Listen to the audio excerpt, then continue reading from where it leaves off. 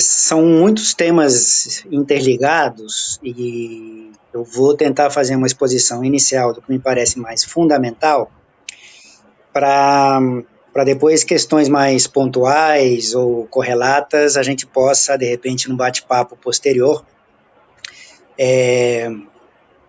entrar nessas questões, elucidar alguns desses apontamentos a respeito dessa temática que foi proposta, a crise do capital, o ultraliberalismo e o coronavírus. Nessa minha primeira intervenção, eu pretendo resgatar alguns aspectos mais relacionados ao primeiro e ao último item do tema proposto, a crise do capital e o coronavírus, pressupondo o segundo termo, o ultraliberalismo, que eu pretendo deixar para depois, porque me parece que ele, inclusive, caracteriza o que pode ser um cenário do pós-crise pandêmica, pelo menos do ponto de vista da minha visão. Tem dois pontos centrais que eu gostaria de desenvolver um pouco mais nessa primeira conversa, que são interligados, mas têm especificidades. O primeiro deles, eu vou fazer as duas afirmações e depois vou tentar desenvolvê-las. O primeiro deles, que eu vou afirmar de maneira bastante taxativa, é que o coronavírus ele não pode ser, e a enfermidade que ele traz, a Covid-19, o coronavírus ele não pode ser de nenhuma maneira entendido como a causa da crise pela qual passa a economia mundial hoje em dia. Está relacionado, é um dos elementos, mas não pode ser considerado a causa. Eu pretendo demonstrar isso. Segundo ponto relacionado a essas questões mais centrais, mais estruturais, é o fato de que as crises não são fenômenos fortuitos, ocasionais, que podem ou não acontecer, portanto, eventuais. As crises, bem entendidas, e já entro no assunto, são um fenômeno regular e necessário na dinâmica de acumulação capitalista. Ou seja, a economia capitalista precisa, exige, tem como necessidade que em determinados momentos do tempo ela passe por momentos de crise. Portanto, a crise é necessária, faz parte dessa dinâmica da acumulação de capital. Eu vou desenvolver esses dois pontos, eu vou começar pelo segundo e depois eu volto ao primeiro em relação ao coronavírus, porque o coronavírus ele aparece como fenômeno, como fenomenologia, na terceira fase dessa última grande crise estrutural do capital, que estoura em 2007, 2008. Então, vou começar pelo segundo ponto, ou seja, por que as crises são um fenômeno regular e necessário no capitalismo. A primeira coisa a respeito disso importante ao menos desde um ponto de vista mais de crítica da economia política, sair um pouco da interpretação tradicional do que significa o termo crise. As pessoas costumam entender, e a ciência econômica, vulgar também, costuma entender a crise como sendo um momento específico de ruptura, em que em uma fase posterior à economia tem um certo momento de crescimento, de taxas crescentes de acumulação, vem esse ponto de ruptura que é a crise, e aí a partir dali entramos numa recessão ou estagnação econômica, ou seja, a crise como um ponto de inflexão do que vinha sendo o crescimento e passa a partir dali ser uma depressão, estagnação mais ou menos duradoura.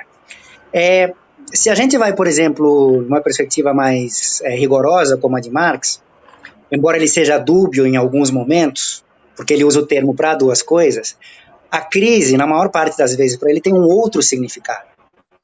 Quando ele se vê na necessidade de deixar mais claro esse outro significado, ele inclusive usa um qualificativo. Ele chama de crise cíclica. Que do ponto de vista da teoria de Marx, acaba sendo redundante, mas ele se vê na necessidade de reforçar essa redundância. Porque o que o Marx chama de crise propriamente dita não é um ponto de inflexão posterior à fase de crescimento e posteriormente virar uma fase de estagnação e depressão, mas ele chama de crise cíclica o fenômeno cíclico como um todo, ou seja, toda a trajetória, a dinâmica de acumulação que tem fases de crescimento, ruptura crítica, depressão, estagnação, nova recuperação, nova crise, assim por diante, todo esse fenômeno cíclico, essa onda que caracteriza a trajetória de médio e longo prazo da economia capitalista, é o que o Marx chama de crise cíclica, ou tout court, crise. E isso, para Marx não, isso é um fenômeno objetivo, é assim que funciona. Aliás, todas as teorias econômicas, inclusive as mais ortodoxas, convencionais, aceitam, é um fato objetivo de que a economia capitalista, ao longo do tempo, apresenta ciclos, portanto tem uma trajetória cíclica, ou na linguagem de Marx, tem uma trajetória de crise cíclica. Isso faz, portanto, do ciclo ou da crise uma característica da economia capitalista, não é algo que vem de fora, não é eventual, não é algo que possa ou não acontecer, é algo que necessariamente acontece. Trata-se de um fenômeno regular e necessário. Aqui é importante fazer uma advertência, porque às vezes se interpreta o regular e necessário como se fosse algo mecânico, bem comportado, com os tempos de duração de crescimento, crises, mais ou menos bem comportados, como se fosse algo mecânico e, portanto, chegando a ser previsível. A crise cíclica nunca é mecânica, nunca é previsível, ou seja, o quanto vai durar uma fase de crescimento, o quanto vai durar uma fase de estagnação, em que momento estoura uma crise ou aparece uma recuperação, é algo que, na melhor das hipóteses, mesmo assim sujeito a debates, a gente só pode contar depois que já aconteceu. Portanto, é perfeitamente possível que eu tenha uma fase de crescimento que dure um pouco mais, uma fase de estagnação que dure um pouco menos, vice-versa, um pico de crescimento que vá muito além do que vai ser o vale da crise, e vice-versa, enfim.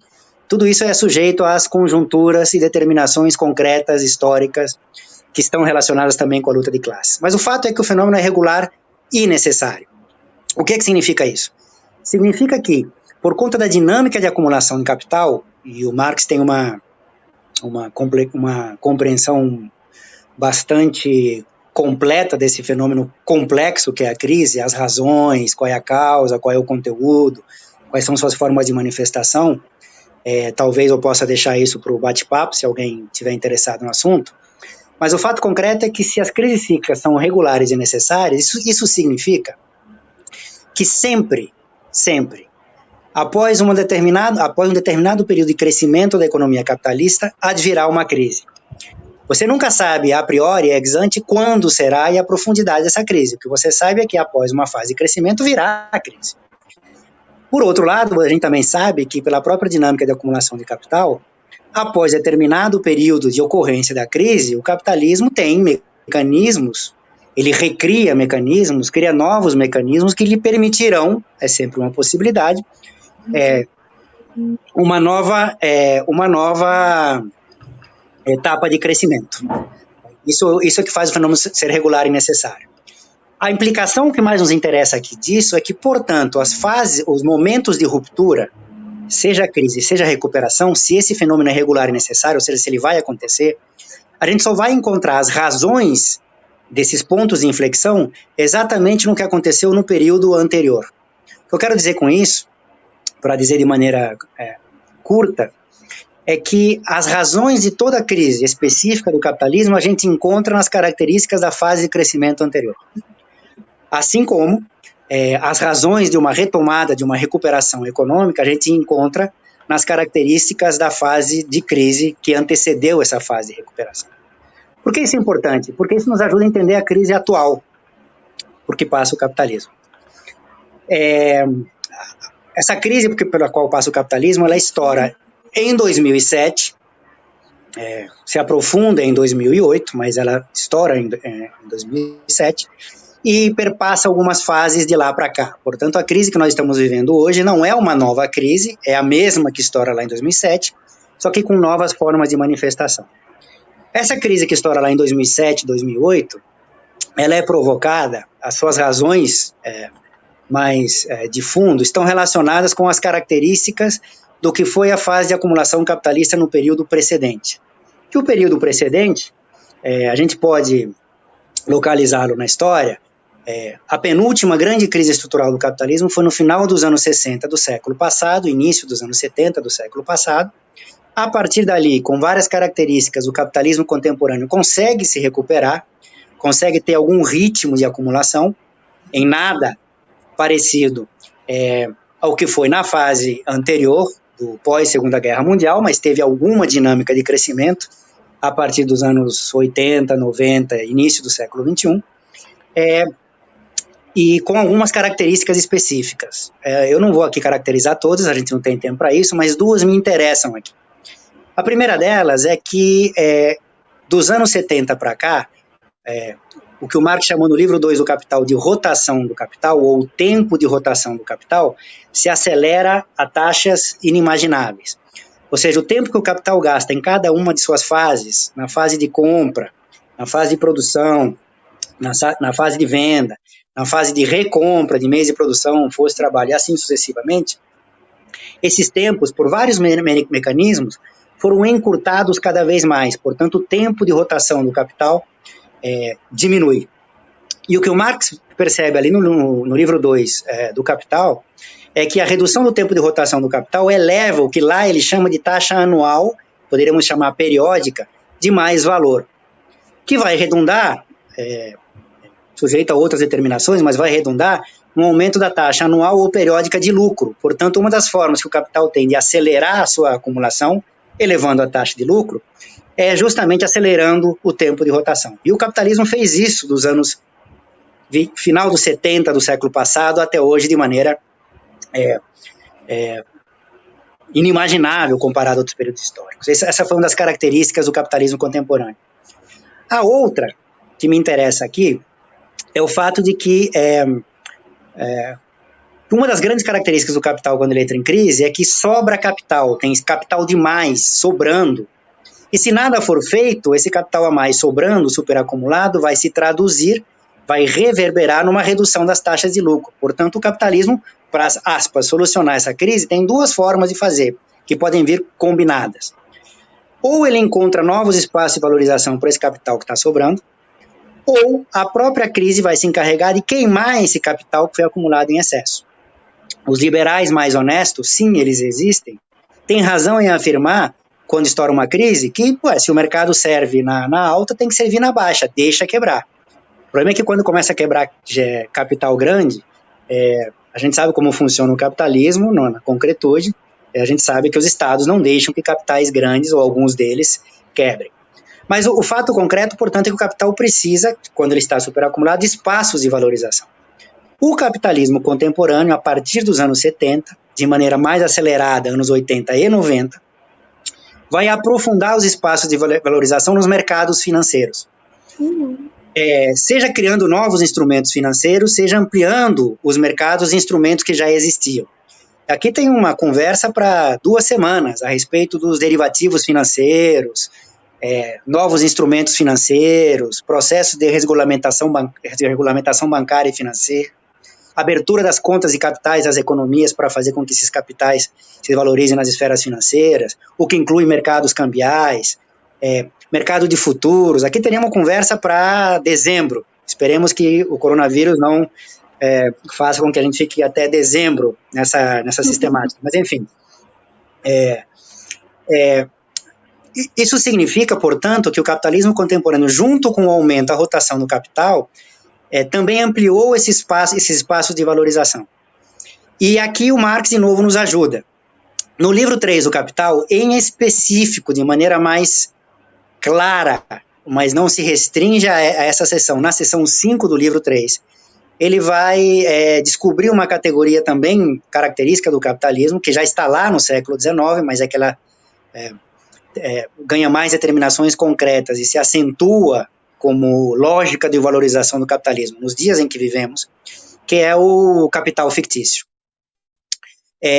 Também não vou ter tempo de trabalhar essa categoria aqui ad nauseam, mas o que nos importa aqui para a nossa conversa é que o capital fictício, de maneira sintética, primeiro que ele é fictício, mas ele é real.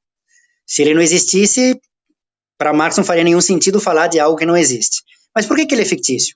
Porque, na verdade, o capital fictício, ele inverte a lógica, o sentido do que é normalmente o capital.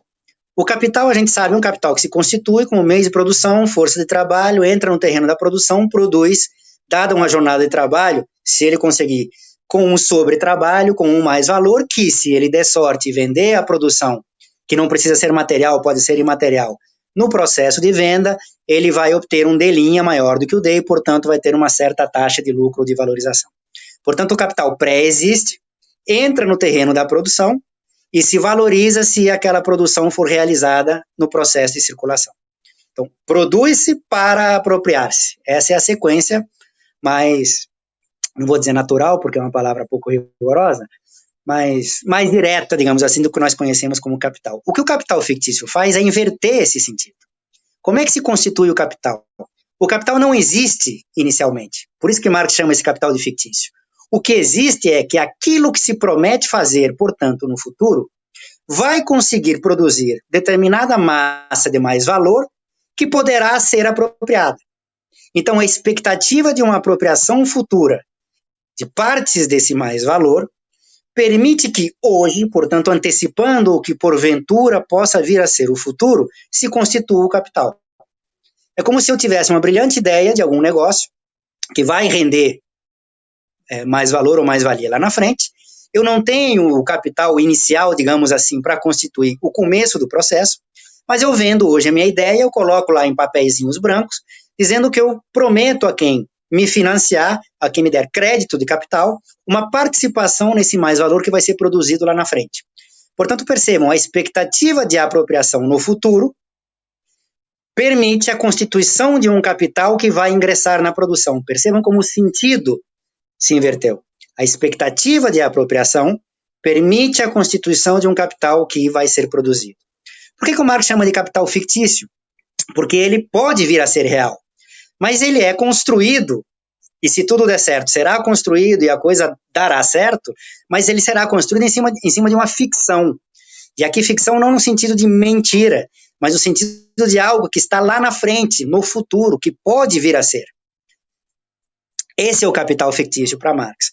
O que o capitalismo contemporâneo fez foi criar inúmeras formas, instrumentos financeiros com base nessa lógica fictícia de valorização e, portanto, permitir que aquele capital superacumulado lá no ciclo anterior encontrasse espaços para continuar a sua valorização. Por isso é que a gente viu uma dinâmica de acumulação, principalmente na virada dos anos 80 para os anos 90 do século passado e no início desse século XXI, calcada, baseada nessa lógica de valorização fictícia do capital.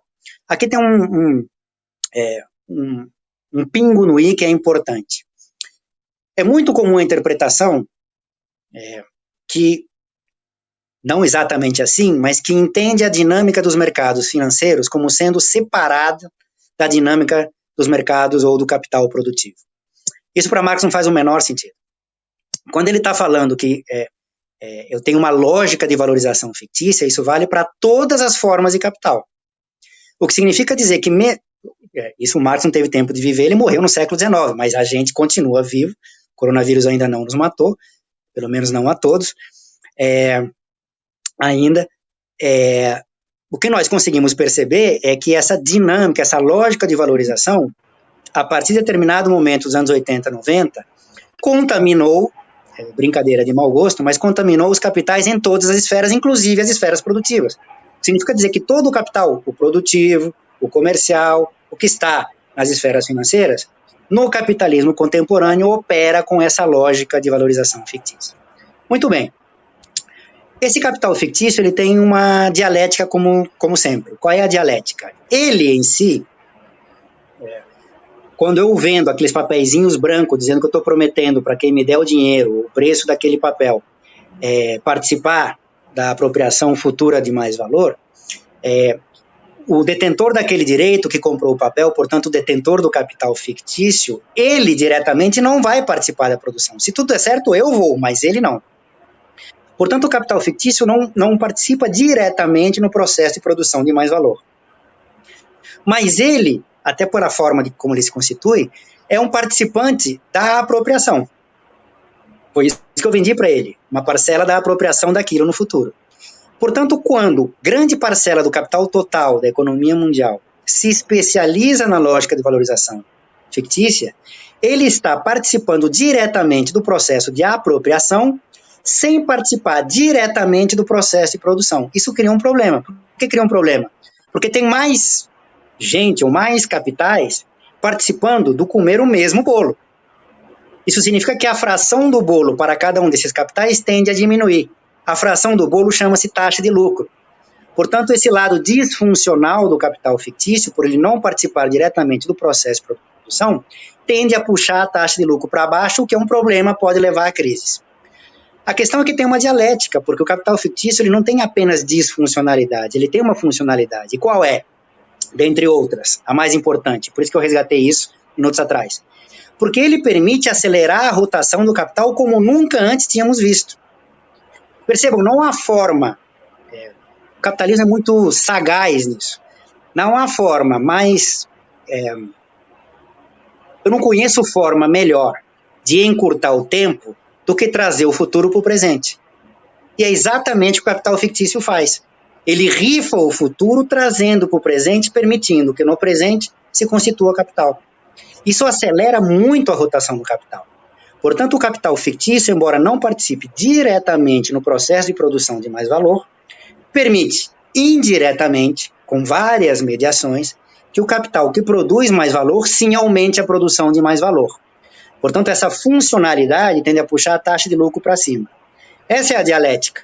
A disfuncionalidade tende a puxar para baixo a taxa de lucro, portanto, ferver o caldeirão da crise, e a funcionalidade tende a puxar a taxa de lucro para cima. O que nós vimos até 2007, teve alguns sinais da crise antes disso, mas isso eu deixo para depois, se for o caso. O que predominou até 2007 foi a funcionalidade. O capitalismo foi mais ou menos bem até ali. O que estoura em 2007 foi justamente a disfuncionalidade. E como é que estoura a disfuncionalidade? Percebam, os detentores do capital fictício, eles têm uma promessa de algo, que eles não sabem se vai acontecer. Se em média, ou grande parte, ou quem tem maior poder de barganha, ou seja, dinheiro ali investido, começa a desconfiar de que lá na frente não vai ter ou não vai ter na mesma taxa prometida, o que ele procura fazer? Procura se antecipar. Então, se eu tenho um título qualquer que eu vou resgatar daqui a 6 meses, eu acho que em 6 meses ele vai valer menos, o que eu faço? Eu vendo esse título hoje. Agora, se eu pensei assim, e a média do mercado assim pensa, eu vou ter um excesso de oferta desse papel hoje, e o preço que a gente achava que ia cair daqui a 6 meses, cai hoje. Portanto, a crise é antecipada. O que aconteceu em 2007 foi justamente isso. Especificamente no mercado subprime imobiliário americano, que nada mais é do que créditos, hipotecas para setores da população que tem baixa probabilidade de pagar essas hipotecas, e os bancos fizeram isso não porque são loucos, mas é porque a concorrência os obriga a ampliar os mercados, mas cresceu esse crédito imobiliário para setores de baixa renda, que tem emprego informal, de indivíduos que acabavam de sair da cadeia e já saíam na cadeia com um kitzinho de crédito imobiliário. Isso que eu estou falando não é alegoria, tá? Isso era uma realidade. Isso permitiu, portanto, um certo boom, porque criava demanda por novas residências, e, portanto, os preços das residências já estabelecidas subiam. São os novos ricos americanos, que tinham empregos precários, mais casas cada vez melhores, e eu tinha aqui um círculo virtuoso, porque eu tinha um determinado valor de dívida, eu tinha a minha casa hipotecada, eu tinha uma dívida, sei lá, de $100 mil. Como o preço das casas estava crescendo, eu podia vender a minha casa, quitar a minha dívida, dar entrada numa casa melhor ainda e, portanto, financeiramente aparecer como mais rico. E isso aumentava a demanda por casa, aumentava o preço das casas, e isso gerou um círculo virtuoso. O problema é que se o ciclo vale para cima, vale para baixo. Em determinado momento, alguns desses indivíduos não tinham mais como pagar as hipotecas, os bancos, portanto, não resgatavam os seus créditos, e banco só empresta porque pede emprestado. Significa dizer que eles não tinham liquidez de um lado, não tinham liquidez para pagar o que tinham pedido emprestado para outros bancos. Então começou um efeito dominó, um círculo vicioso, digamos assim, na baixa do ciclo pelo mercado do subprime imobiliário americano. Professor. Isso afetou várias instituições financeiras, Fannie Mae, Freddie Mac, enfim, pequenos bancos imobiliários. Sim. Eu tinha, pelo mecanismo de derivativos financeiros, muitas seguradoras ali alavancadas. Não à toa a seguradora britânica mais importante também quebra nesse momento, no ano seguinte, 2008. Mas o que me importa aqui é que isso levou primeiro a um problema de liquidez, ou seja, falta de dinheiro no curto prazo para determinados bancos, mas que se agravou e virou um problema de solvência, ou seja, de insolvência. Bancos importantes ficaram inadimplentes. Então, professor, deixa eu só perguntar uma coisa, então. É só para a gente tentar dar uma pausa, porque são muitas informações, e aí eu estou percebendo aqui que está surgindo algumas perguntas também.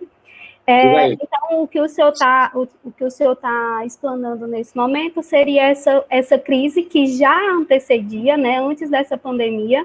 Essa crise, ela já houve essa crise em 2007, 2008. Então, na sua opinião, as causas dessa crise, né, como o senhor está explanando, elas foram sanadas ou elas ainda estão presentes, agravadas por essa dimensão da pandemia? Natália, obrigado por me avisar que eu esqueci de dar a seta. Aqui, na verdade, eu estou passando para a comprovação daquele primeiro ponto que eu coloquei lá, ou seja, o coronavírus não é a causa dessa crise. Certo. Pode ser a mais imediata, a mais aparente, mas não a de fundo. Certo. E para demonstrar isso, eu preciso voltar à crise de 2007, 2008, para mostrar que a que nós vivemos hoje é a mesma, só que com um novo formato. Ótimo. Bom, então voltando. O que acontece lá, portanto, em 2008 é que a partir de 2008, quando a crise se agrava, ela estoura no penúltimo trimestre de 2007, é que ela começa a atingir bancos importantes. Não se esqueçam que o Lehman Brothers foi vendido ao preço simbólico de $1. Não estou falando de qualquer banquinho, estou falando do Lehman Brothers. Quando a insolvência e, portanto, a quebra ameaçou o Goldman Sachs, outro banco importante, aí o governo americano, por mais liberal que seja um discurso em alguns momentos, falou aí não. Existe enfim, não temos tempo para desenvolver isso, mas existem vários documentários sobre o assunto, existe uma relação umbilical, digamos assim, para usar essa alegoria, muito próxima entre o board econômico, os últimos boards econômicos dos governos americanos, assim, já há décadas, e a própria direção do Goldman Sachs. Ou seja, quando chegou na hora do Goldman Sachs, não, o Goldman Sachs não pode, aí entrou aquele discurso do too big to fail, ou seja, muito grande para quebrar, porque se ele quebrar vai todo mundo junto, aquele discurso que nós conhecemos, e aí o Goldman Sachs não pode. Quando o Goldman Sachs não pode, isso significa que temos que resgatá-lo, porque se não resgatarmos o Goldman Sachs, o mercado, a crise vai desvalorizar esse capital superacumulado. E o que significa isso? Significa que o Goldman Sachs estava carregado de títulos podres, que ninguém queria, preço lá embaixo.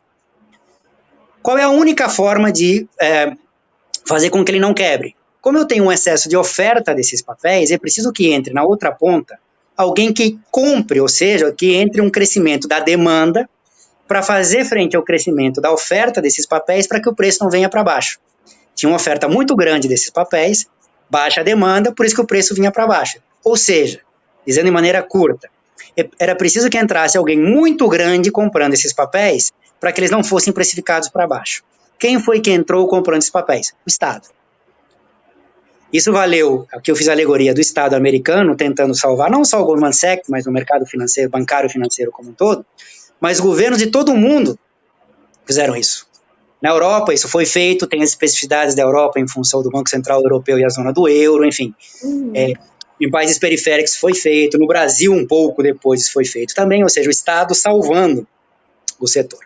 E como é que o Estado salva o setor? Ele pega parte do seu recurso, ou seja, do orçamento público, do fundo público, para ser mais preciso, para comprar esses papéis. Mas isso significa que quando ele vai pegar pedaço desse fundo público para comprar esses papéis, para que não sejam desvalorizados, ele vai ter que tirar dos lugares para onde esse fundo público estava indo.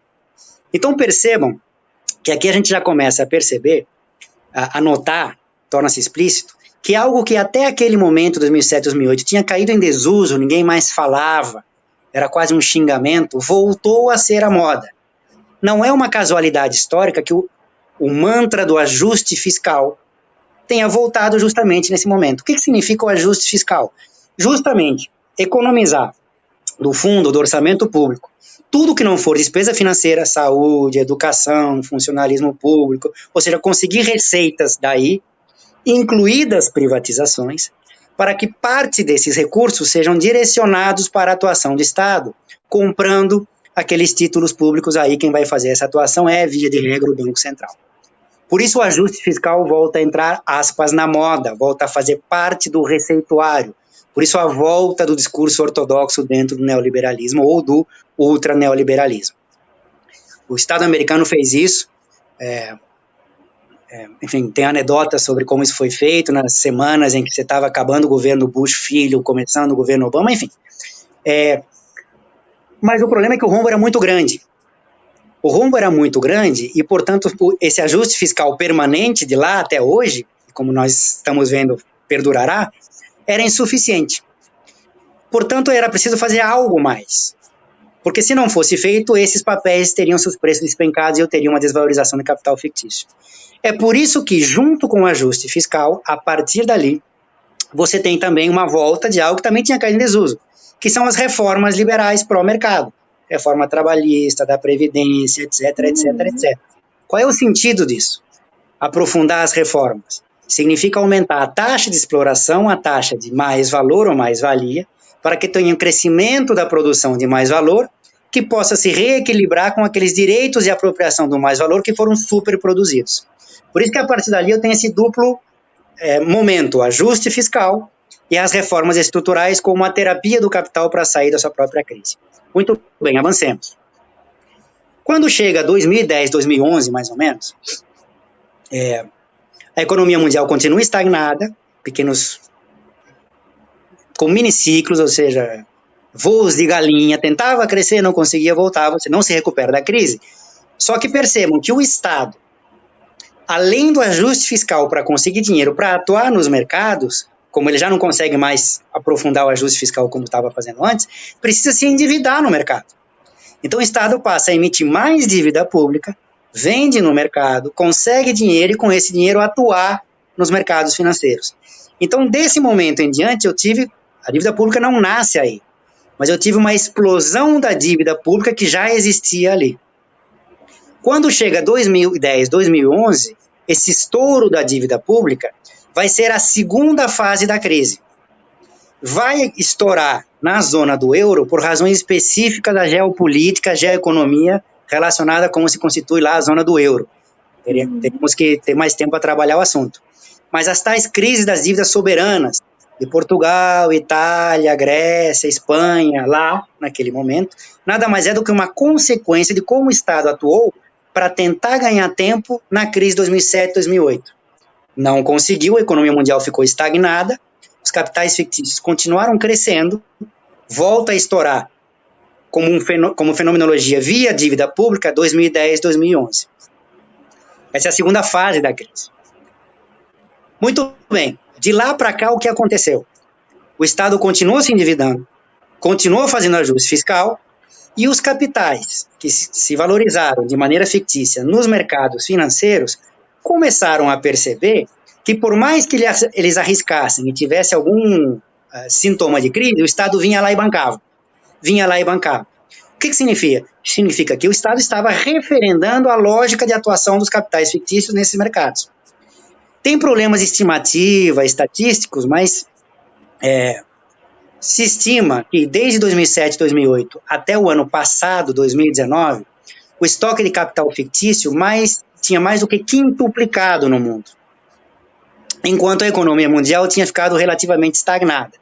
Ou seja, notem o seguinte, por que estoura a crise lá em 2007, 2008? Porque tinha um excesso de direitos de apropriação com produção insuficiente para essa apropriação. Estoura a crise. De lá para cá, em razão do que eu falei, eu tive um crescimento ainda mais dos direitos de apropriação e a produção estancada. Ou seja, a razão do estouro da crise de 2007, 2008 continua e de maneira aprofundada. O que eu estou querendo dizer com isso? Todo mundo mesmo sabia, que outro estouro da crise, a terceira fase da crise, viria em algum momento. Se fala isso desde 2018, e aí tem estimativas, qual banco está mais alavancado, é possível que seja aquele outro, viria em 2019. Alguém falou que poderia ser o estouro da bolha financeira imobiliária na China, enfim, teve vários insights, digamos assim, do estouro dessa terceira fase da crise. Não foi nenhum deles. Nós estamos vivendo a terceira fase da crise agora. E aí é que aparece o coronavírus e a Covid-19. Percebam, eu não estou querendo dizer que o coronavírus ou a Covid-19 não tenha nada que ver com o assunto, é óbvio que tem. Mas é que as razões de fundo para o estouro da terceira fase da crise estavam postas, viria de uma forma ou de outra. Podia ser depois, podia ser em outro tipo de mercado, alguma coisa ia fazer. Não nos esqueçamos que, para e passo a essa crise pandêmica, veio uma sinalização no mercado do preço do petróleo. A estagnação da economia mundial veio por duas frentes no início, lá do começo desse ano, que foi a redução muito brusca do preço do petróleo, em função de uma briga lá, Rússia, China e Arábia Saudita, dentro da OPEP, para e passo a explosão, a expansão do coronavírus, a explosão da crise pandêmica da Covid-19. É que de lá para cá, o efeito Covid-19 mais do que superou aquele ensaio do que poderia ser a terceira fase da crise no mercado do preço do petróleo. Portanto, o coronavírus não é a causa propriamente da crise, mas ele aparece. E por que ele se apresenta, assim, mais aparente, não a razão de fundo, mas mesmo na aparência, como provocando, enfim, esse cataclisma, digamos assim, na economia mundial. Já tem economista ortodoxo, tá, de direita, liberal, dizendo que nós vamos viver uma crise pior que a de 29, se é que já não estamos. A previsão para esse ano da economia mundial é de uma recessão de 5 pontos percentuais, a gente está em abril, isso é a previsão do FMI. Entre 3,5 e 4 e algo, é uma previsão do FMI, e o FMI, historicamente, ele é otimista, ou seja, tende a ser muito mais grave do que isso.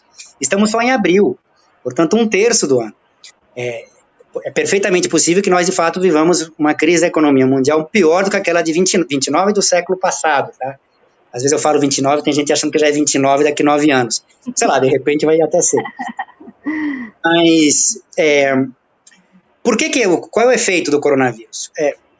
O efeito do coronavírus aqui é porque no mundo inteiro, claro que tem as especificidades, cada país é um país, cada região é uma região. Deixa eu só pedir para o senhor também acrescentar uma perspectiva, eu nem sei se já está na sua fala, mas só para a gente poder garantir que como é que o senhor avalia, e aí o Brasil sendo uma economia dependente, né, emergente também, e aí a economia da América Latina como um todo, como é que o senhor visualiza essa economia, especificamente nesse cenário da América Latina e do Brasil, né, principalmente? Tá, pretendia chegar nisso depois, mas enfim, chego lá. Tá certo. Mas eu queria dizer algo importante aqui.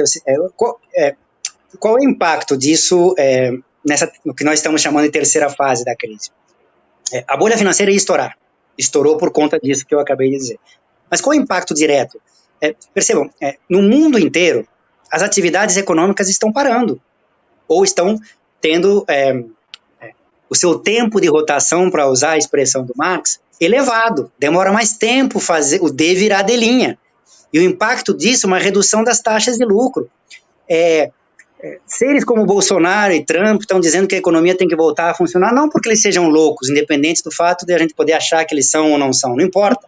Eles estão fazendo isso por razões objetivas, eles estão sofrendo pressões dos donos do poder, lá e cá, dos capitalistas, dizendo, olha, se a gente não voltar a funcionar, se a economia não voltar a funcionar, a taxa de lucro vai despencar. Portanto, a redução, ou quase paralisação total do ritmo de atividade, por definir, capital só é capital em movimento, capital parado é a negação de si mesmo. Portanto, a redução da atividade produtiva, das atividades, por definição, capital parado, por definição, crise. Então, o efeito dessa crise pandêmica sobre a atividade econômica, portanto, sobre a crise, sim, direto. Não estou querendo dizer com isso, portanto, que ele não tenha nenhuma relação com a crise. Ele tem, mas ela viria de um jeito ou de outro.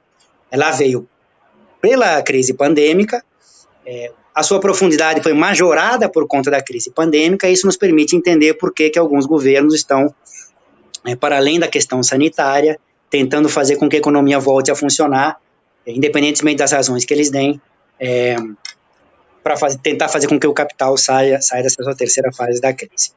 Bom, os efeitos disso para as distintas economias é diferenciado porque as economias são diferenciadas.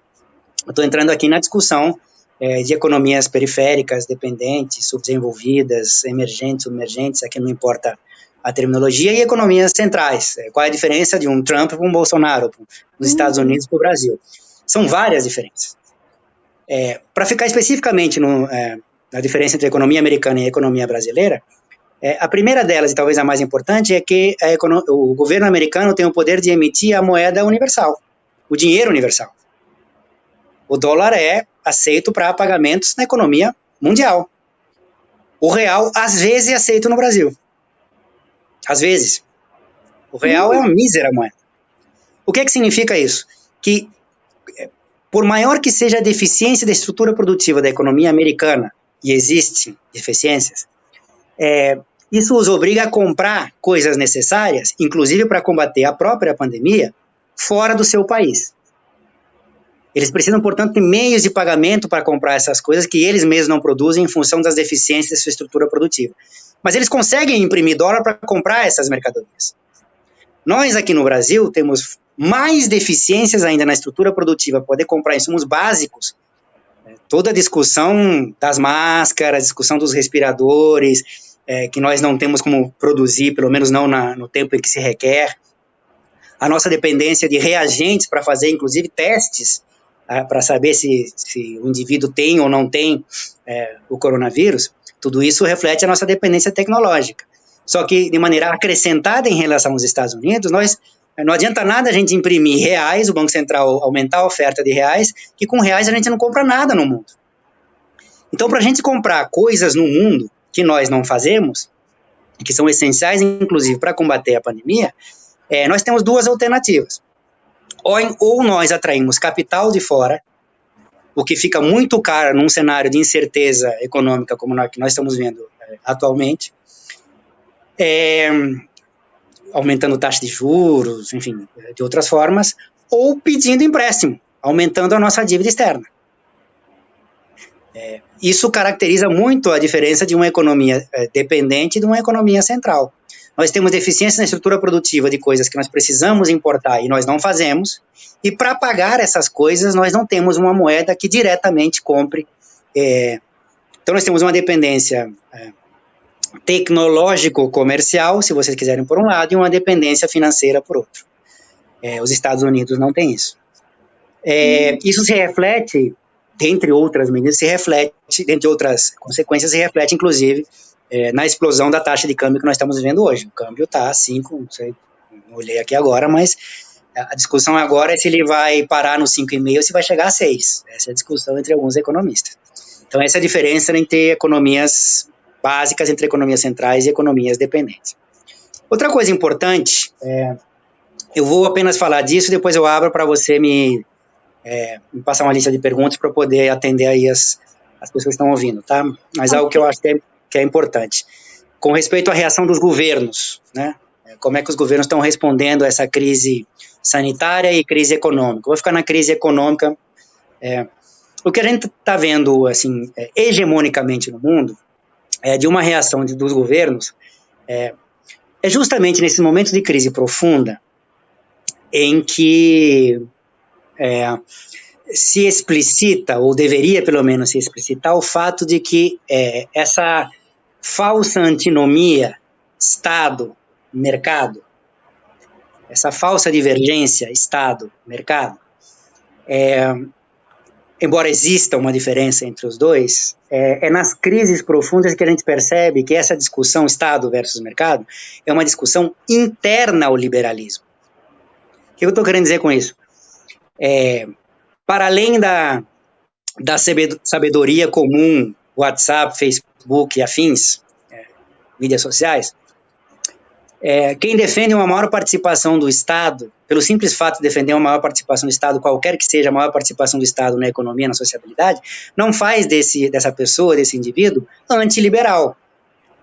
Para ir no debate clássico lá da filosofia política clássica liberal, o debate Hobbes, Leviatã, Estado, Locke, sociedade civil, apropriada pela economia política de Adam Smith, Ricardo, como sendo uma regulação pelo mercado dessa sociedade civil, o debate Hobbes-Locke é um debate dentro do liberalismo. É nesses momentos de crise que a gente percebe que os governos liberais não têm nenhum problema em defender a atuação do Estado quando se requer. E talvez nos momentos em que mais se requer a atuação do Estado atuante, em termos de política econômica, seja nesses momentos. Então, o que os Estados têm feito hegemonicamente? Têm atuado com políticas econômicas anticíclicas, portanto expansionistas, tentando expandir a atividade econômica, tanto do ponto de vista da política monetária, aumentando a oferta de moeda, tem vários mecanismos para fazer isso, mas é basicamente via Banco Central aumentando a capacidade do sistema bancário financeiro de gerar seus meios de pagamento, por vários mecanismos, e também ampliando a política fiscal, ou seja, o Estado gastando mais, nem que para isso ele tenha que emitir mais dívida pública. Notem que grande parte dos indivíduos, economistas e gestores que defendem isso, quando liberais, dizem, mas isso vai ter um preço. Esse ajuste a gente vai pagar lá na frente. A gente se endivida agora para combater a crise, mas lá na frente vai ser preciso fazer mais ajuste para isso. Portanto, o que a gente tem como hegemonia no mundo é uma tentativa dos governos responderem, tentando ganhar tempo para controlar a crise pandêmica, mantendo algum ritmo de atividade econômica, com políticas econômicas anticíclicas, ou seja, se a economia está num ciclo descendente, tentando puxar a demanda, tentando puxar a atividade econômica, com mais moeda, oferta de moeda e crédito, e com mais gastos do Estado via política fiscal. Alguns estados são meio, para falar do nosso umbigo, do Estado brasileiro, são, para dizer o mínimo, tímidos nisso. Estão respondendo de maneira muito fraca a isso. Por várias razões, por descontrole, por desorganização, por um apego muito forte ao mantra do liberalismo, como se o liberalismo não pudesse abraçar a atuação do Estado, enfim, por várias razões. A atuação aqui do Estado brasileiro é muito tímida, e a que é feita ainda é direcionada para reforçar os que menos precisam. As medidas que a gente está vendo, na sua maior parte, que o governo brasileiro está tomando, e aí não só o executivo, legislativo também, é para tentar dar mais fôlego, principalmente para capitais que já são grandes e, portanto, têm maior fôlego. Nem para dar algum fôlego para capitais menores, eles fazem. Quando se fala de indivíduos, trata-se de dar auxílio de renda, primeiro ínfima, R$600 é nada hoje em dia. É só fazer uma compra no supermercado para você ver quanto custa fazer uma compra no supermercado. Por 3 meses. E é para algumas pessoas. E algumas pessoas têm problema no CPF. Aí você pergunta para as pessoas do governo, tá, e como é que faz para resolver o problema no CPF? Problema das pessoas. Quer dizer, não há compromisso do governo em, de fato, não há uma preocupação de fato objetiva em tentar dar algum ritmo, dar alguma sobrevida à economia enquanto a crise pandêmica nos atinge. Eu ia falar algo sobre os cenários para frente, mas acho que isso deve aparecer um pouco nas perguntas. Então, para não ser monopólico aqui na minha fala, eu acho que a gente pode abrir aí para as pessoas. Não, está ótimo, professor. Inclusive, muitíssimo obrigada. Eu queria só, enquanto eu estou aqui ajustando as perguntas e coletando as perguntas que o pessoal mandou, eu queria dar um oi também e agradecer a participação do pessoal. Tem gente de São Paulo, não é isso? Tem gente de... Deixa eu ver aqui que eu anotei algumas coisas. São Paulo, de Curitiba, do Piauí também tem, né? Pessoal de Fortaleza, os professores aqui do laboratório também, os membros do laboratório CETROS também estão aqui. Muito obrigada, gente, pela presença. Alguns colegas. Deixa eu pegar aqui as perguntas.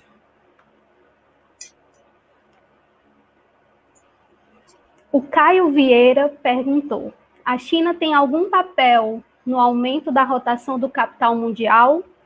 Eu posso fazer um bloco de 3 perguntas, o senhor acha melhor assim? E aí a gente vai...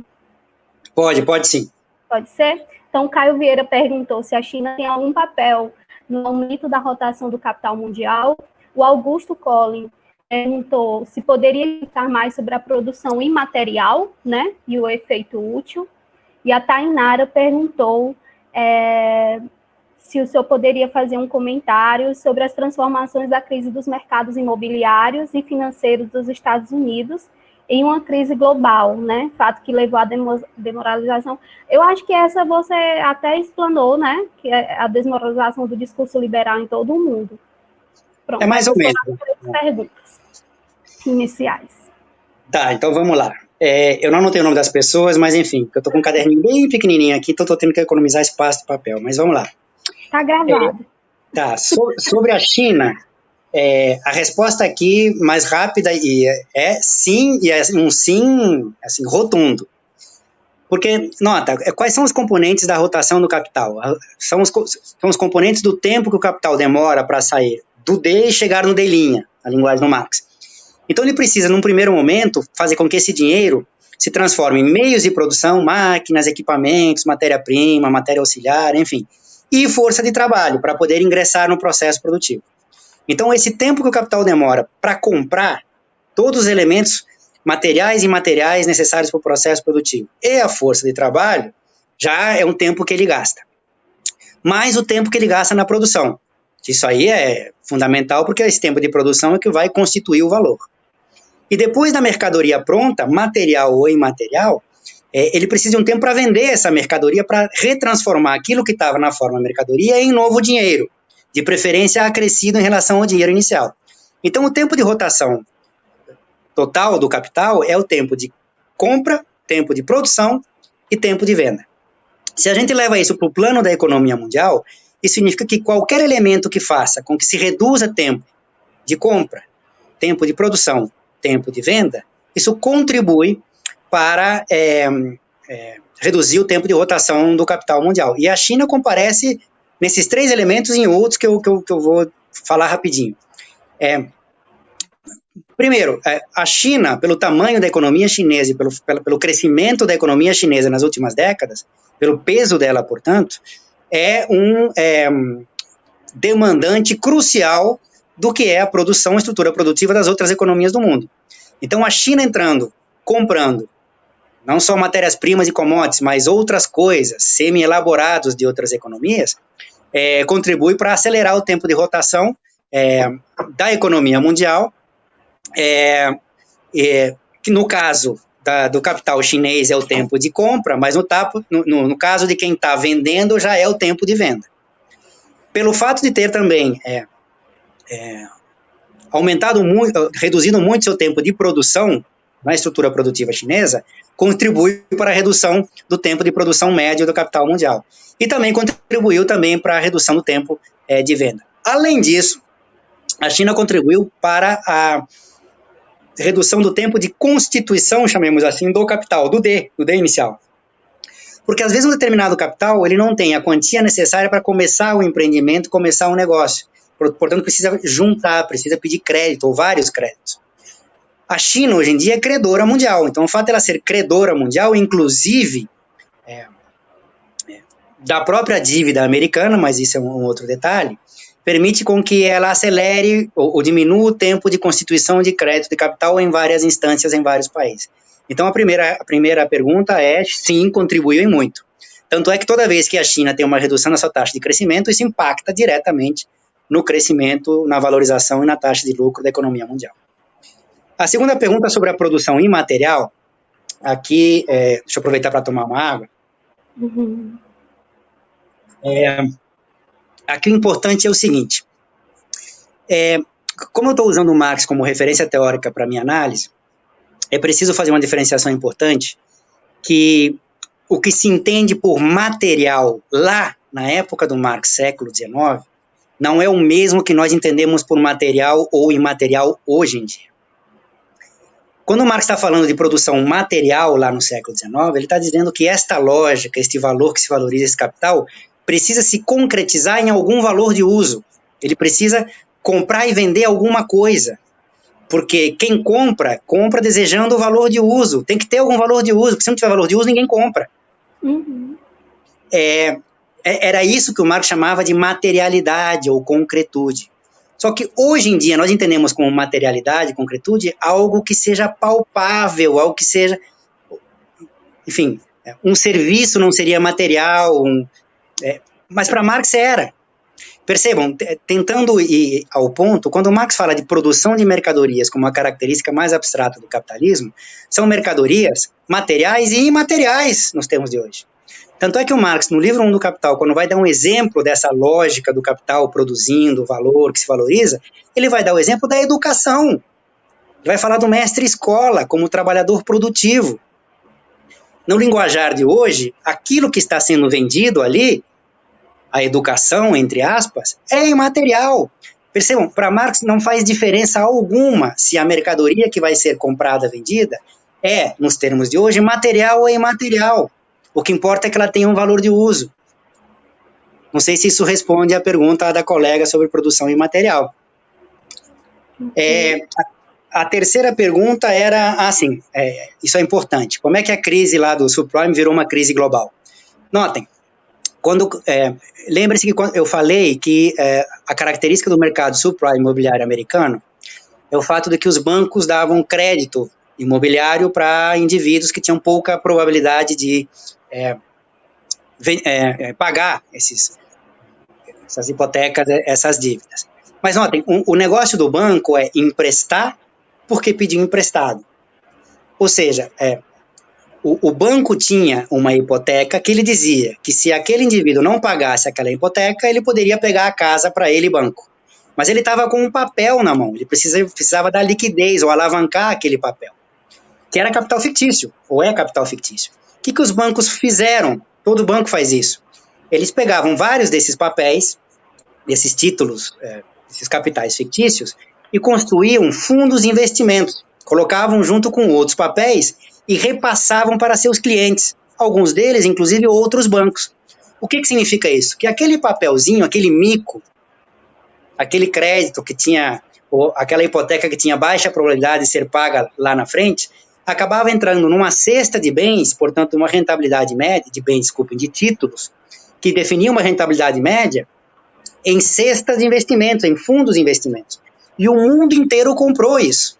Outros bancos, países tiveram parte de seus fundos soberanos aplicados nesses fundos de investimento, que tinham nomes que eram engraçadíssimos, mas enfim.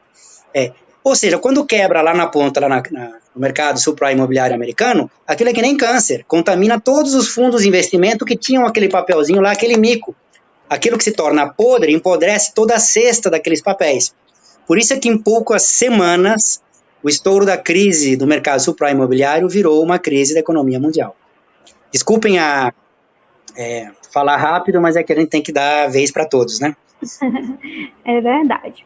E aí, para abrir o segundo bloco de perguntas, também mandar um beijo, um abraço aqui para o pessoal da Bahia, que está aqui, pessoal de Pentecostes, né, que é do interior do estado, daqui do Ceará, pessoal de Niterói, que está participando também, provavelmente deve ser por intermédio, seus colegas aí também, né, professor? Abraço a Niterói. Eu tenho residência lá, mas eu não consigo voltar nem que eu quisesse, porque, enfim, não podemos. Pronto.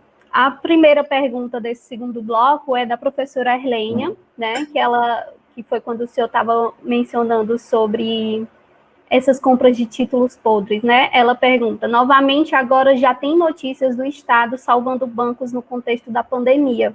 Isto inclui compras de títulos podres novamente? O Léo Santos, ele pergunta para o senhor, alguns autores consideram que vivemos uma única crise estrutural ou sistêmica, desde a década de 70, apegando-se principalmente à taxa de crescimento da economia e não à taxa de lucros. Qual a sua leitura sobre a relação entre as crises que eclodiram em 70 para cá e quais os efeitos práticos dessa relação para estender a crise atual? Tem um comentário também do professor Aquiles Chaves, que ele fala, uma das alternativas propostas para a saída da crise vem sendo a impressão de dinheiro para garantir a injeção de liquidez na economia. Segundo a teoria monetária moderna, essa criação da moeda não traria impacto para a economia, o Estado não ia ficar inadimplente em sua própria moeda. Nesse sentido, gostaria que o professor pudesse dar algumas palavras sobre como essa questão do dinheiro e da dívida pública é tratada pela MMT e como esta deveria ser analisada a partir da perspectiva marxista. Ok? Ok, vamos lá. Vamos lá. Sobre a primeira pergunta, também a minha resposta é sim. O Estado está voltando a fazer o que... Na verdade, notem, não é que o Estado começou a fazer isso, de dar liquidez para o mercado financeiro, para fazer com que esses títulos podres não fossem precificados para baixo, só depois do estouro da crise de 2007, 2008. Essa é uma das funções do Estado no capitalismo. Assim funciona, o capitalismo assim funciona. O Estado assim funciona, para isso que ele serve.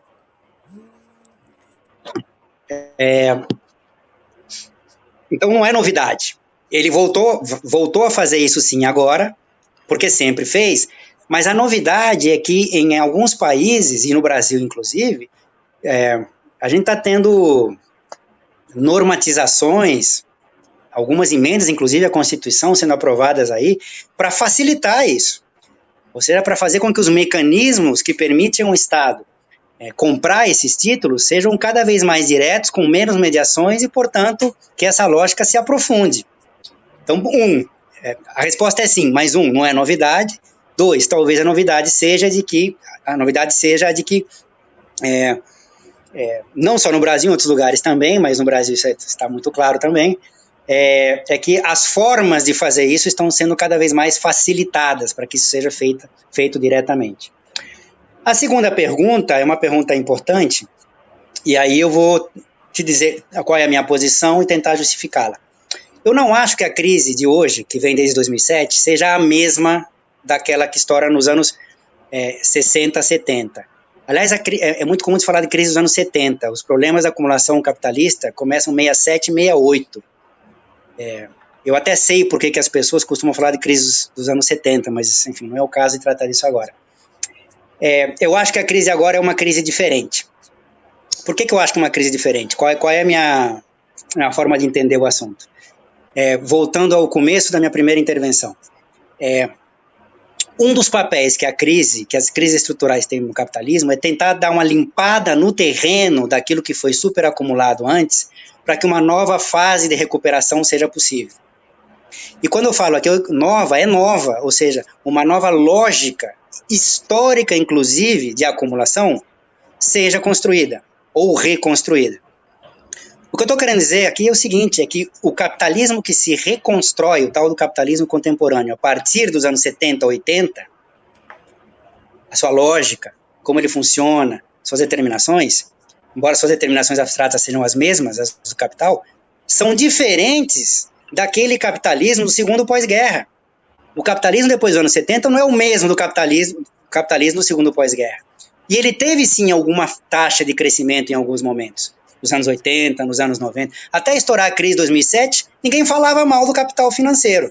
Todo mundo gostava e ganhava dinheirinho na poupança. Torcia para o William Bonner no Jornal Nacional anunciar que a taxa de juros tinha aumentado, que a poupancinha tinha aumentado. E está certo, a poupança aumentou.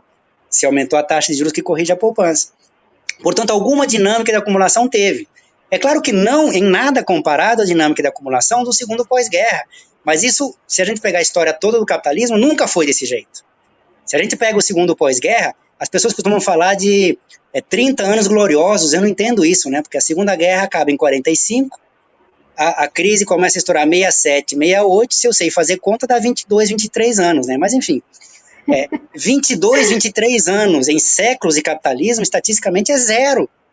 Se tem algo anormal no capitalismo, é o segundo pós-guerra, e não essas crises mais profundas. Mas o que eu estou querendo aqui defender é que o que há de novo no capitalismo, pós-crise 60, 70, é essa lógica de valorização fictícia do capital que caracteriza o capitalismo dos 70 para cá, que não caracterizava o capitalismo dos 60 para lá. Então, essa mudança histórica, mudança nas conformações e manifestações históricas do que são as leis gerais do capitalismo, nesse capitalismo contemporâneo, me permitem dizer que esta crise que nós estamos vendo é do capitalismo contemporâneo, portanto não é igual ninguém diz que é, mas enfim, não vem diretamente daquela crise dos anos 60 e 70, essa é a minha posição, sei que tem posições contrárias e com bons argumentos. A terceira pergunta é uma pergunta importante, porque no fundo é uma pergunta que permite diferenciar uma perspectiva a partir de Marx, de uma perspectiva crítica com méritos, com enfim, fundamentos, com argumentações de outra vertente teórica. Primeiro que essa Modern Monetary Theory, de moderna não tem nada. porque ela costuma ser apresentada como se fosse uma grande novidade, o fato do Estado poder emitir moeda sem nenhum problema de financiamento ao fazer isso. Ou emitir dívida pública sem nenhum problema pelo fato de depois monetizar essa dívida, enfim. De não ter a restrição orçamentária do governo, para usar uma terminologia da macroeconomia monetarista, típica do Paulo Guedes, ou novoclássica, que veio a seguir, enfim, isso é tecnicalidade de economista. Mas de moderna não tem nada. Essa discussão sobre a neutralidade ou não da moeda e essas suas questões correlatas, ela é anterior inclusive ao Keynes, que talvez seja o principal teórico que dê embasamento teórico para propostas de saída como essa da Modern Monetary Theory.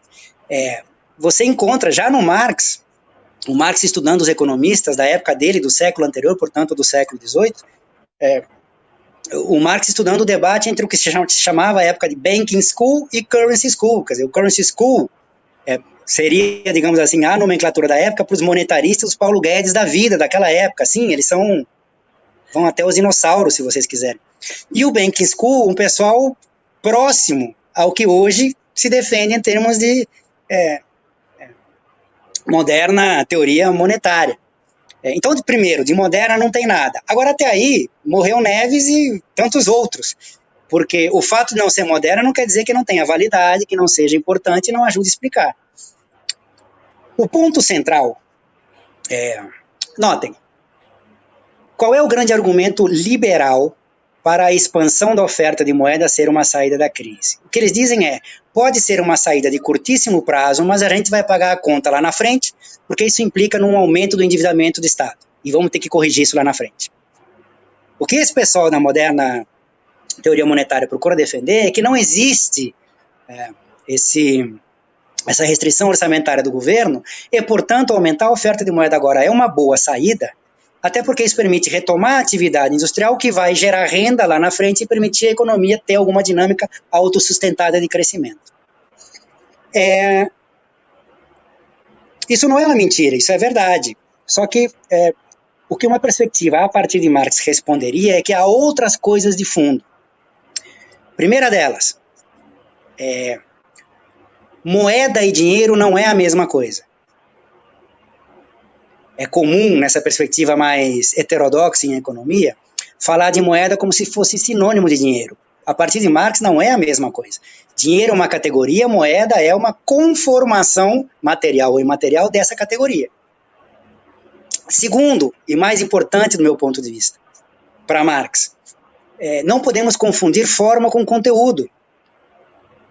O problema das crises do capital é a superprodução do conteúdo do capital. O dinheiro é uma de suas formas, mas não é a única. O Marx, lá no início do livro 2, falava de 3 formas: dinheiro, mercadoria e produção. Tem alguns autores tentando atualizar isso, tentando mostrar que há outras formas de capital. Enfim, não vou entrar nessa discussão. Mas o que o Marx dizia lá é que você não pode confundir conteúdo com forma. Então, restringir propostas de saída da crise a uma das formas do capital é não entender que o centro nevrálgico do porquê o capitalismo entra ciclicamente em crises é o seu conteúdo, o que ele é, o fato dele ser capital. Por isso é que o Keynes, lá na teoria geral, nunca falava em capital, falava em dinheiro, moeda, que para ele era a mesma coisa. Então, essas seriam as diferenças básicas desde um ponto de vista a partir de Marx, apreciando essa proposta. Mas, de novo, isso aqui dá papo para 3 semanas. Verdade. Pronto. E aí, desculpe o economês, saiu agora. Não, imagina. Bom que a gente vai se apropriando também de outras linguagens. Professor, aí eu vou fazer esse último bloco agora, certo? E aí a gente vai já direcionando já para o encerramento, que a gente já ultrapassou aqui mais de 1 hora de live, né? A gente tinha pensado em algo menor, mas está ótimo o debate, então eu vou continuar aqui com essas mais esse bloco de 3 perguntas, e aí a gente vai ter que encerrar essas perguntas, né? Eu tenho perguntas também, nem sei se vai dar tempo de eu fazer algum questionamento, mas eu vou fazer a pergunta do pessoal agora. O Antônio Macário fez a seguinte pergunta. No último discurso do Barack Obama sobre o Estado da União, afirmou ele que os bancos e as grandes empresas tinham dado a volta por cima desde e já lucravam mais que antes de 2008, mas que os salários continuavam na média dos anos 70 e 80. Isso não constitui um entrave para uma retomada do crescimento dos Estados Unidos e, por consequência, no resto do mundo? O Léo Santos perguntou: você concorda e usa o termo ultraliberalismo? Como o tem caracterizado? Pelo que eu tenho acompanhado, esse termo tem sido usado para caracterizar o acirramento das características predatórias e antidemocráticas do neoliberalismo, seja na atuação do capital ou dos estados.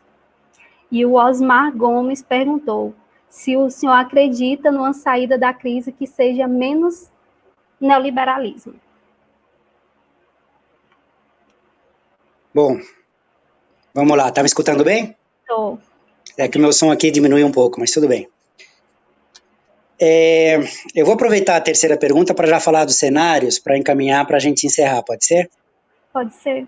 E aí a gente faz uma conclusãozinha com uma inquietação que eu estou aqui, tá bom? Beleza, então vamos lá. A pergunta do Macário, grande abraço, Macário. Ele é o responsável por isso tudo. Pelo menos desde 4 horas, isso tudo não é. É o Antônio Macário, é o irmão. O Antônio, então é parente. Não é o Epitácio, é um Antônio. Quando eu estive no Ceará, eu fiquei sabendo que os Macários são um clã. É verdade. Bom, vamos lá. Então, a pergunta do Macário me permite tratar de 2 questões importantes. A primeira delas, ele tem razão em lembrar, quer dizer, o preâmbulo da pergunta dele nos permite lembrar o seguinte: o fato do capitalismo estar em crise não quer dizer que todo o capital esteja em crise. Ele bem lembrou que depois de 2007, 2008, capitais, especificamente alguns que estão atrelados à lógica de valorização de mercados financeiros, cresceram de lá para cá. Como eu falei antes, ele resgatou com a intervenção do Obama. Portanto, a crise não significa necessariamente que esteja todo mundo perdendo. É característica das crises, como consequência da crise, também a centralização de capital. Alguns capitais, via de regra, mas não sempre, os menores tendem a ser absorvidos por capitais maiores. Eu tenho uma centralização do capital, o que também é um fator que pode permitir ao capital sair e se recuperar lá na frente, por várias razões. Mas ele associou isso com uma redução, quer dizer, um crescimento desses capitais de lá para cá, desde que estoura a crise de 2007, com uma redução salarial de lá para cá, se isso não poderia ser um entrave para a retomada da acumulação ou uma explicação ou motivo para que eu tivesse uma nova fase da crise. A resposta aqui é, em abstrato, não. Por que em abstrato, não? Porque em abstrato, o capital não precisa de crescimento de salários para manter uma dinâmica de acumulação. O que o capital precisa é de mercados que realizem, portanto, que comprem aquilo que foi produzido na forma mercadoria pelo próprio capital. Do ponto de vista ainda abstrato, irrelevante para o capital quem é que vai comprar, desde que alguém compre. Algum indivíduo, algum agente, alguém compre. Portanto, a mera redução de salários em abstrato, o que faz, evidentemente, é reduzir a parcela do mercado dos trabalhadores que recebem salário, e a demanda desses trabalhadores vai se reduzir, é verdade. Mas isso em nada impede, ainda em abstrato, que algum outro indivíduo, agência, instituição possa compensar essa redução dessa parcela do mercado, desde que a estrutura produtiva se adeque para produzir mercadorias para essa outra parcela do mercado. Aqui tem um exemplo muito claro histórico. Um dos momentos onde a economia brasileira mais cresceu, o mal chamado, porque, enfim, é mal chamado, milagre econômico, lá no começo da ditadura militar, foi um dos momentos onde a gente teve maior achatamento salarial. O grande Celso Furtado, economista, chegou a falar que estaríamos em uma estagnação porque tinha redução de salário. E o que se comprovou é que, na verdade, a economia brasileira cresceu mais do que vinha crescendo antes. Quer dizer, em abstrato, o capitalismo não precisa de mercados constituídos com base salarial. O que ele precisa, sim, aí indo mais para o concreto, é que se isso acontece, um achatamento salarial, eu tenho uma compensação, por um lado, de outros mercados para garantir a dinâmica da rotação do capital e uma conformação da estrutura produtiva, porque de nada adianta você reduzir salários, ter demanda de outras instituições, mas a estrutura produtiva tua está toda voltada para produzir bem salário. Aí não vai dar certo. Você tem que também ter uma mudança da estrutura produtiva em função dessa mudança na estrutura da demanda. Segunda pergunta sobre o ultraliberalismo. Eu confesso, talvez eu esteja confinado demais, eu esteja seguindo à risca, né, as recomendações, mas eu confesso que a primeira vez que eu escutei o termo ultraliberalismo foi quando me mandaram flyer é coisa de velho, né? Enfim, me mandaram aqui a foto aqui de divulgação do evento, da live, onde tinha ultraliberalismo no título. Foi a primeira vez que eu escutei o termo, mas eu entendo o que ele quer dizer, e faz algum sentido. Quer dizer, vou para o outro lado. Só faria sentido a gente usar o termo ultra, porque alguém poderia dizer, por que não simplesmente liberalismo? Por que ultraliberalismo? E aí eu entendo essa nomenclatura ultraliberalismo, eu nunca usei esse termo, eu usava mais liberalismo, usei vários termos, talvez ultraliberalismo seja melhor mesmo, mas enfim. É porque não é estranho ao liberalismo, não é estranho ao liberalismo, primeiro, políticas econômicas heterodoxas. O liberalismo para ser liberalismo, o neoliberalismo para ser neoliberalismo, não precisa implementar políticas econômicas ortodoxas como as que nós vemos hoje em dia via Paulo Guedes. Por exemplo, agora, estourada a crise pandêmica, você tem políticas econômicas heterodóxicas, anticíclicas. Já tivemos nos anos 90. No governo Fernando Henrique, você tinha um neoliberalismo ali sendo implementado, mas você tinha uma política econômica heterodoxa do que nós economistas chamamos de política de estabilização, aplicando âncora cambial, ou seja, segurando o preço da taxa de câmbio. Não há nada menos ortodoxo do que isso. Então não há nenhum problema do neoliberalismo trabalhar com políticas econômicas heterodoxas. O que eles neoliberais vão dizer é que o que define o caráter da política econômica, ortodoxa ou heterodoxa, é a conjuntura. O que eles estão dizendo é que a conjuntura de crise, ou do pré-crise pandêmica, exigia uma política econômica ortodoxa por causa do ajuste fiscal das reformas, segundo o que eu expliquei alguns minutos atrás. Segunda coisa importante, o neoliberalismo, para ser neoliberalismo, tampouco precisa ser contrário, ou não implementar, ou estar ausente, em termos de políticas públicas, políticas sociais. Defender algum tipo de política pública social não faz do indivíduo que defende essa política pública social um anti-neoliberal. Os neoliberais têm propostas para políticas sociais. O primeiro economista a propor algum tipo do que hoje se chama renda mínima foi um cara chamado Milton Friedman, professor em Chicago do Paulo Guedes. Acho que não dá para dizer que ele seja lá muito companheiro, tá certo? Mas ele tinha algo a dizer sobre o assunto. Na lógica dele lá, vale a competição de todos contra todos, mas desde que no ponto de partida eu tenho um mínimo, não de igualdade, mas um mínimo de... Não adianta nada eu estabelecer a concorrência entre um super rico e alguém que não tem dinheiro nem para comer. Dizia o Milton Friedman, é preciso uma renda mínima que permita um mínimo de condições iniciais para que esses indivíduos possam concorrer não deslealmente e, portanto, os mercados assim funcionariam. Essa era a proposta do Milton Friedman. Então, o neoliberalismo ele não é avesso a políticas econômicas heterodoxas e tampouco é avesso a políticas sociais, desde que sejam focalizadas, compensatórias, pontuais, né? Enfim. Portanto, o termo ultraliberalismo faz sentido quando, em função de várias razões, o neoliberalismo se apresenta com políticas econômicas ortodoxas e restrição das políticas sociais. E aí eu vou me encaminhar para a terceira pergunta, sobre o cenário, sobre a saída neoliberal. Eu acho que a saída vai ser neoliberal independente de qualquer coisa. Qualquer tipo de estado de bem-estar social 2, welfare state tipo 2 é wishful thinking de keynesiano, enfim, querendo voltar aos 30 anos gloriosos, que na verdade foram 22 ou 23. Acabou, não vai existir mais. A saída vai ser neoliberal. O que a gente pode discutir é que tipo de neoliberalismo vai ser esse. O que nós estamos vendo agora, no imediato estouro dessa crise pandêmica, é um neoliberalismo que está implementando políticas econômicas heterodoxas, falei aqui já das políticas econômicas anticíclicas, e políticas sociais, por mais ínfimas que sejam, modestas, mas com políticas sociais, em outros países muito mais, tá certo? Mas, pensando em termos de cenários, o que eu estou vendo, o que está sendo sinalizado, inclusive por quem está implementando esse tipo de neoliberalismo maquiado, ou enfeitado, ou perfumado, se vocês quiserem, nesse imediato turbilhão da crise pandêmica, eles já estão sinalizando que, passado esse turbilhão da crise pandêmica, nós vamos ter que pagar a conta. Portanto, o meu palpite, o meu cenário mais plausível é que lá na frente, o ultraliberalismo, ou seja, o neoliberalismo com política econômica ortodoxa e avesso às políticas sociais, tende a ser o cenário mais possível lá na frente do capital, do próprio capital, para tentar sair da sua crise. É claro que tudo isso, ainda mais falando em futuro, está permeado por luta de classes.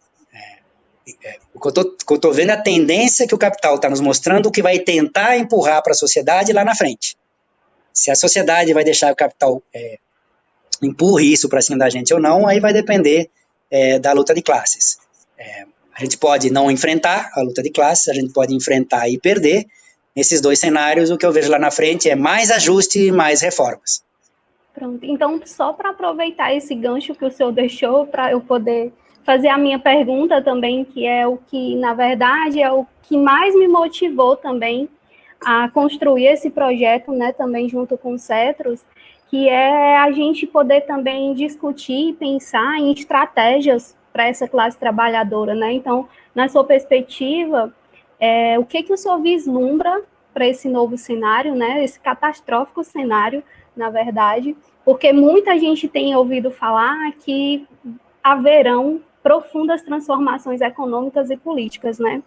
Então, de que forma a classe trabalhadora, nesse cenário agora, pode se reunir, se reorganizar, para a gente poder, de fato, concretizar, né, essa tão esperada, tão desejada, almejada luta de classes? Olha, aqui de novo isso é uma conversa para 3 anos, né? Mas eu diria o seguinte, do ponto de vista mais abstrato, justamente nessas encruzilhadas estruturais da história, em que se pode, é uma possibilidade, não é uma necessidade, se pode tomar mais consciência daquilo que de fato está por trás das meras aparências. Eu acho que essa crise pandêmica, para aqueles de nós que continuarmos daqui para frente, nos permite desmistificar algumas coisas. Várias. Primeiro, caracterizar melhor o inimigo. Me parece que essa resposta de curto prazo à crise pandêmica dos distintos governos nos permite ter claro agora de que essa disjuntiva Estado-mercado é falsa. Na hora que o sapato aperta, mesmo um liberal à la Paulo Guedes é obrigado a admitir que o Estado, nesses momentos, tem que intervir. Uhum. Então já fica a pergunta, por que ele só pode intervir nesses momentos e não em outros? Para ficar um discurso meramente reformista. Não estou aqui, essa é a primeira coisa. Para sair dessa instância mais reformista, digamos assim, outra desmistificação que essa encruzilhada histórica nos permite entender é que produtivo é o trabalho. A ciência econômica vulgar para mim é um pleonasmo. Ciência econômica é vulgar por natureza, mas enfim, a ciência econômica já há séculos tenta empurrar a goela abaixo, não só dos economistas, mas da sociedade, uma falsa categoria, a categoria da produtividade do capital. Me parece que essa encruzilhada histórica, eu acho que não tem muito o que discutir, nem precisa explicar muito, que produtivo é o trabalho. Se não fosse assim, não existiria essa pressão forte, e não é pequena, para que a economia fosse retomada, para que as pessoas voltassem a trabalhar. Engraçado que quando dizem que a economia tem que retomar, eles não dizem que os capitalistas têm que voltar a serem capitalistas. Não, eles dizem que os trabalhadores têm que voltar a trabalhar. Portanto, o produtivo é o trabalho. Isso pode parecer pouca coisa, mas não é, não.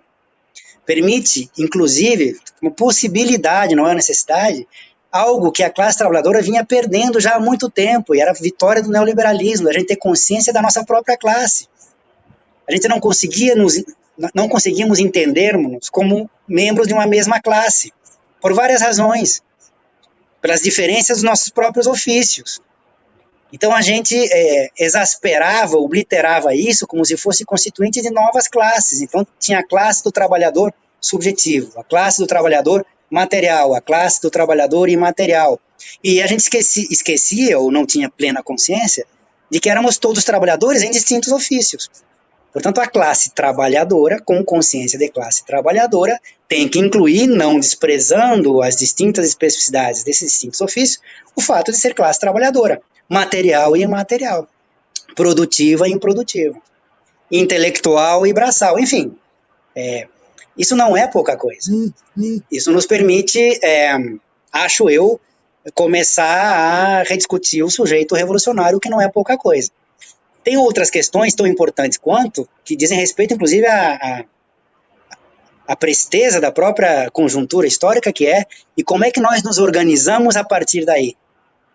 Quais são essas formas, quais são essas novas formas. Eu acho que isso aí a gente vai aprendendo conforme a gente for caminhando, não tem muito jeito. O que a gente não pode fechar os olhos e, primeiro, achar que as respostas estão lá atrás e, portanto, basta de replicá-las hoje em dia, e que elas estão dadas assim de maneira imediata. A gente tem que pensar, refletir sobre dia a dia, o cotidiano tem que nos levar a refletir sobre as formas como o capital está tentando sair dessa sua crise, empurrando ajustes sobre nossas costas para tentar responder. Termino dizendo o seguinte, no mundo inteiro, mas a gente pode ver isso pelo Brasil, estão sendo aprovadas medidas online, constitucionais, que não teriam como ser aprovadas numa situação distinta dessa, não conseguiram aprovar no ano passado, por várias razões, estão aprovando agora. Para citar apenas um exemplo, não é único, a tal da carteira de trabalho verde e amarela. Isso é um aprofundamento da desestruturação trabalhista, laboral no Brasil, impressionante.